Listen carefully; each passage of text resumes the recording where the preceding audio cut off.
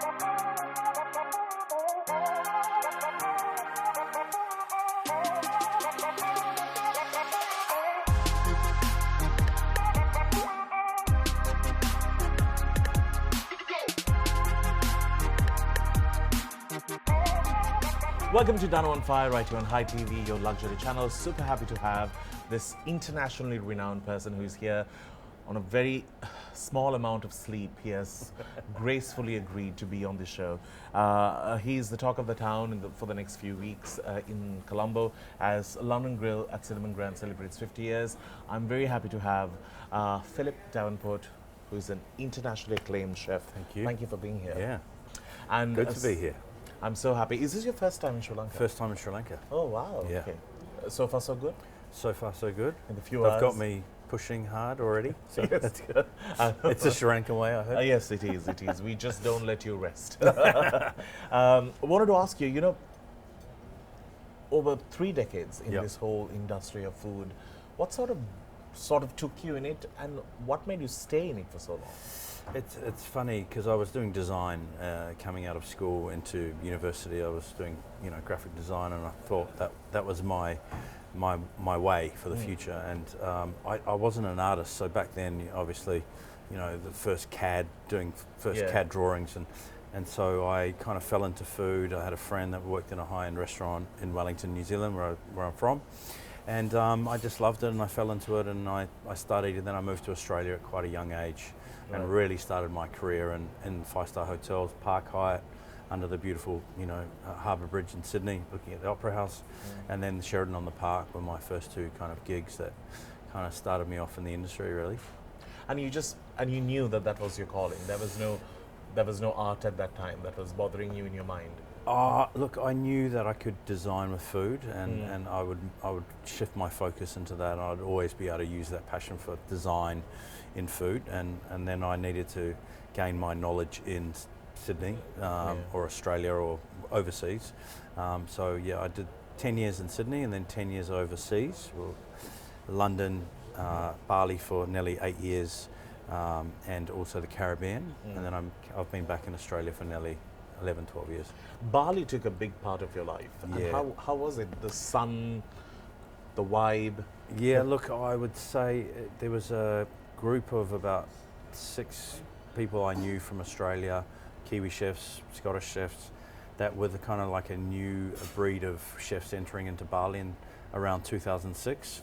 I was there from 2006 to 2013. I would call it like the heyday of the food change in Bali.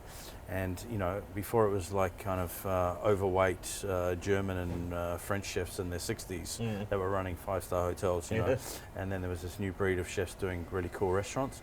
I got to work at an iconic beach club, which we took to top 10 restaurants in Asia, which is very exciting, Coup d'etat, and that held me there, and it was a great time in my life, pushing the food boundaries, being able to immerse myself in culture of Indonesia, opening a fine dining Indonesian style restaurant there at Coup d'etat as well, and yeah, it was a wonderful time in my life. You know, built a house, bought land, you know, all that Sort kind of settled in there. Yeah, kind of settled in. Yeah, it was a little like home. You know, something about Bali and the other places that you've visited, food sort of haunts you and sort of travels with you, Yep. flavors that you Yep. sort of get your palate used to. Have you sort of incorporated this and sort of made it your own in some way and created these universal flavors sit on the plate? It's funny you say that. Like, obviously, a lot of our chefs are French trained, and well, like myself. And as you go through those countries, going to London or going to the Caribbean or being in Indonesia, you know, I've really immersed myself into their culture and how do I incorporate that into a you know, your French style cooking or vice versa. So being in Bali and opening a modern Indonesian, you know, taking something like a rendang curry and making it into a modern version of that without screwing around with the tradition too much, true. but still holding that tradition, but it looks differently and it eats different.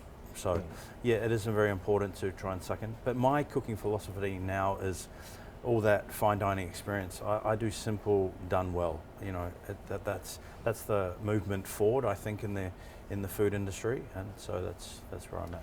Television has been a huge part of your life. I think you are, as much as you're a chef, you're also a TV personality.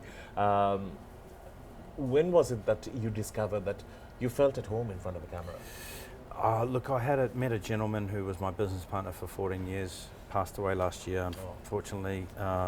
He was a great mentor to me, and he saw something and said, I have this idea for a show while I was living in Bali. And we shot 4 episodes, and it got picked up by the Australian network straight away. So we're like, oh my God, now we've got to finish the series. So we did that, and we did a Indonesia, Singapore and Malaysian series. It did very well in that space, Food Network. And then we kind of pivoted into my current brand, Eating In, which is covering those top 5-star restaurants and 5-star hotels. A lot of people don't know there's a 2 Michelin star downstairs when they're there for 48 hours. So that was, you know, educating people that travel that there's incredible restaurants and 5-star hotels.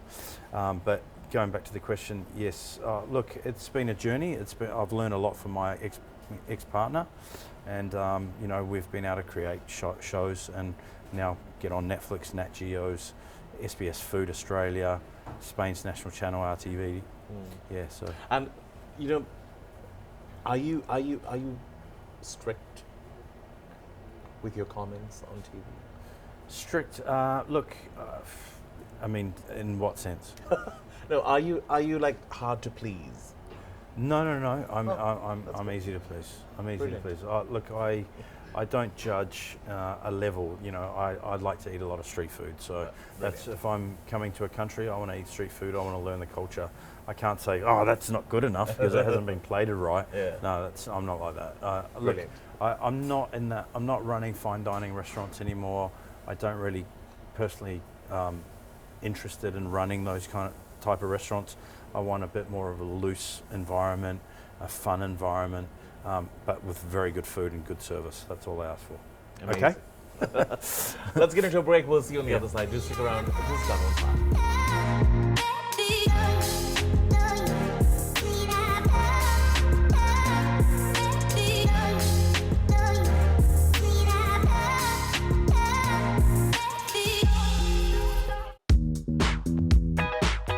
Now you have a very busy schedule, and dressing it down, dressing it stylish is all what you need in one go. Well, 1331 is the place. You just put a jacket on top of this and you are ready to party all night and at the same time go into one of those fancy events. You just take the jacket out and be there during the day, working and, you know, getting through your normal day. If you do want to find clothes that are so versatile, do check out 1331. They're a true Sri Lankan brand. They're fashionable, they're super well done, and at the same time, they bring out collections every other month to keep the vibe going. Check them out online. If not, visit their stores today for more details. I just say it.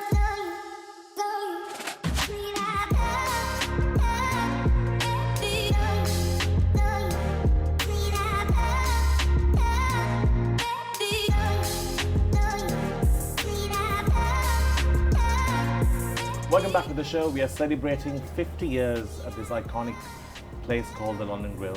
With me, I have Chef who's here to celebrate these 50 years and kickstart celebrations actually for everything Yes. that's up. You're like the first feature. Really? Yeah. Oh, that's cool. Pressure. Wanted to ask you, you have this thing for scooters. Thing for scooters. Yeah. Yeah, my partner, she is a female in the electric vehicle space, and she Oh. built the first electric motorbike, and she's got a brand called Fond's Moto and Fond's Scooter. Right.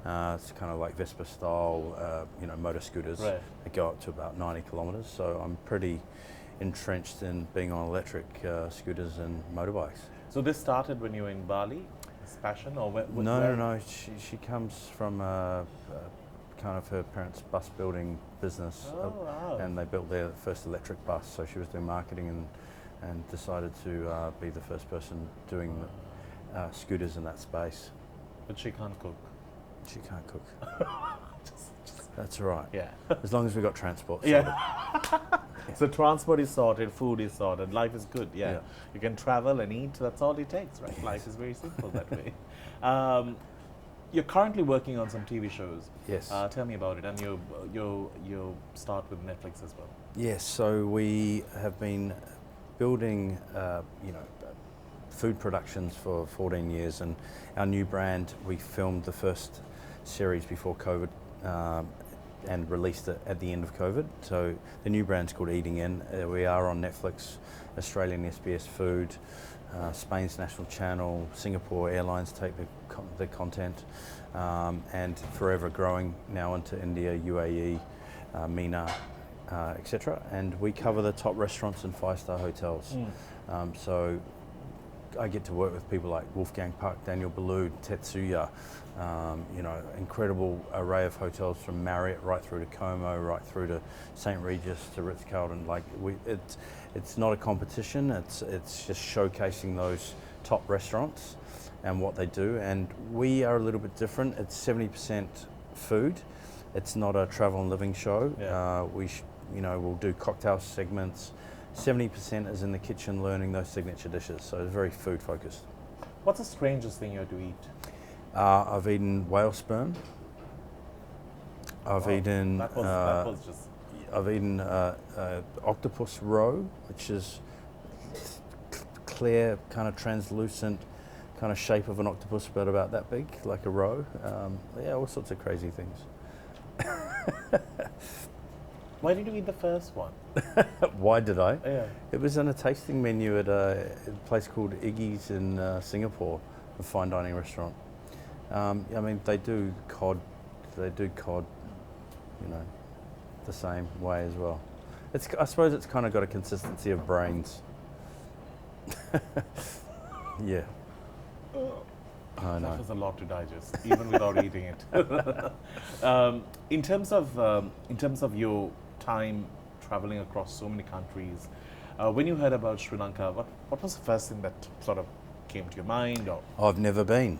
yeah, So, I'm always excited to go places I've never been, experience the culture. Like I told you before, I lived in Indonesia, so, love immersing myself in culture, street food, and also working with the teams. I love educating and teaching chefs that might not have had such a luxury experience of growing up in countries where education is at the forefront, Right. So educating young chefs I love that. 32 years of experience. I love educating, and really getting into an iconic venue like this. 50 years. I'm 50 years old, so oh my God, it's as old as you. Yeah. It's as old as me. 1974, and I get to showcase my worldly food and my experiences. The first week I'm doing 3 dinners, kind of Southeast Asian crossover with French, and then the second week I'm doing some whiskey pairing dinners, so it'll be kind of Japanese whiskies with Japanese-inspired French cuisine, so it's going to be interesting. What is your favorite cuisine to eat? That's impossible. I love Indonesian, Malaysian, I love Singaporean, I love Japanese. It's hard. As a chef, I could never pinpoint Pick. that. No But way. on a lazy Sunday, you're just in your PJs, you just can't you can't just brain. Your brain is not braining on that day, and you If just I have to. if I have to order something in, we've got this incredible go-to Malaysian place where I get like. You don't love the pizza.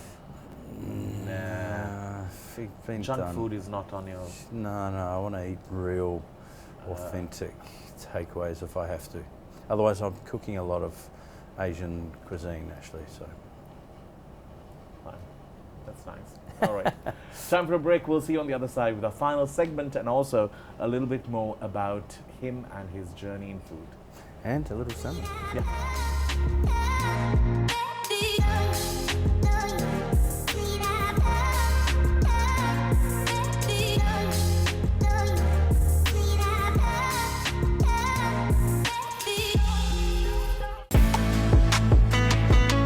Thank you to our friends at British Cosmetics for joining us on the show. They do some amazing work as a team, as a local brand, promoting beauty and cosmetology to the country.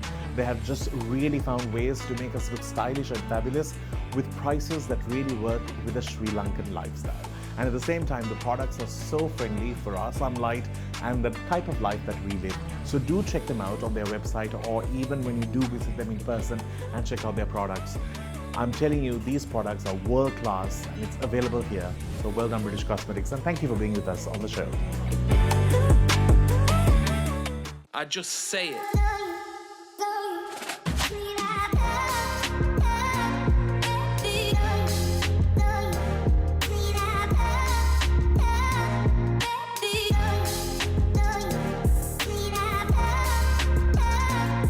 Our final segment right here at London Grill with Chef Devanport, and also his 2-week stay here in Sri Lanka with Cinnamon Grand, where he is giving us great food and all his years of experience served for us, and that's brilliant. Now, I have to ask you, Yes. Your path was different, then you chose food and it just brought out your story. For somebody who is really wanting to take this over or take this up as Yeah. their career path, what would you say? Look, you have to find the right people to work with, right? So if you want to be a great chef, I think you need to go to a 5-star hotel, or you're going to find one of the top 10 restaurants and try and start there. It's hard. Perseverance, strength, and having a passion for food is very important. You might do a year and hate it, then leave, because there's no point pursuing it if you don't love it. It is a journey. It takes a long time to get to a certain point when you suddenly it all clicks and everything works for you. It's a journey. It's a great trade. It's a great business to be in if you love it. There are times when you don't love it, but then that's just life, because every day you're serving people, and every day's different. Yeah. You know, like you can never have a perfect day. So there are always challenges, but if you like a challenge, it's the job for you. Amazing. Now, you have a tight schedule soon after Sri Lanka as well. Where are you off to? After Sri Lanka, yes, I've got to get back to Australia with my family, and then I'm going to start filming third season of my show, which hopefully will be Indonesia, Australia, Macau, Singapore at this stage. So we're going to make it a little bit more concise, 12 episodes per season, and we're going to pivot after the season, maybe country by country. But I also have a consultancy business, yeah. So okay. I work with different pub groups, do restaurant openings, very hands-on actually. Like, you know, I'll be doing these 2 weeks of dinners. I'll be in the kitchen. I'll be working hard. Yeah. So we were talking about MasterChef because I think worldwide, I think Australian MasterChef was the most favorite. Everyone just fell in love with it. I think there was more human to it than all the other MasterChefs. They changed the format. Yeah. Yeah, There was so- more like empathy there. Yeah, I think they wanted, you know, a bit more of a competition, and they changed that format. And I think that format's been used around the world now. Correct. And so that means Australia is buzzing with a lot of chefs coming out there. Yeah. How is the market? Is there space for more people?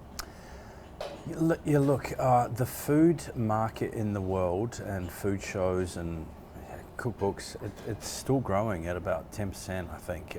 There's always interest in good cooking shows. I'm not heavily involved in the kind of MasterChef My Kitchen Rules side of it, because I've been doing my own production.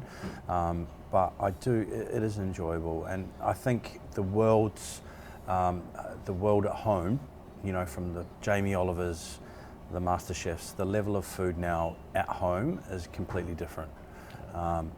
Everyone's got their opinion. Yes. Everyone, definitely. Yeah. No, but it's fun, you know, it's good. Brilliant. In terms of food and all the restaurants you have been to, tell me someone who has really inspired you, all the big names that you have worked with.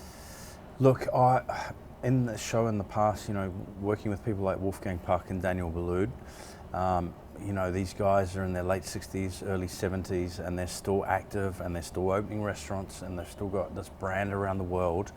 Very impressive. They give a lot of their time, you know, obviously they like the media, they like being in front of the camera, but they're very generous with their time, and I thought that was something to aspire to because, you know, they don't have to, you know, they are at a very high level, and I was very impressed. And to interview those guys as a chef, yeah, it's fantastic.